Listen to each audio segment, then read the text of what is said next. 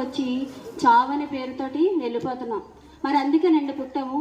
ఒక కోడి చూడండి, అది మనం పెంచుకున్న తర్వాత అది మనకు ఉపయోగపడుతుందని పెంచుకుంటాం.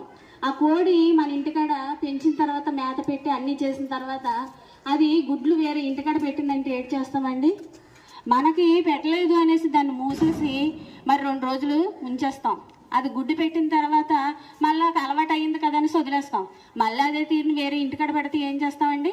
కోపంతో కోసేసుకుంటాం.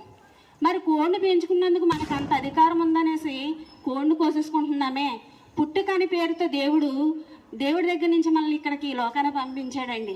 మరి భూమి మీదకి వచ్చిన మనము దేవుడి పని కాకుండా మరి మన ఇష్టం వచ్చినట్టు బ్రతుకుతే దేవుడు అడగడండి.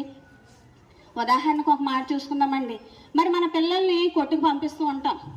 ఒక 100 రూపాయలు ఇచ్చి సరుకులు తెమ్మంటాం. తెచ్చిన తర్వాత మిగిలిన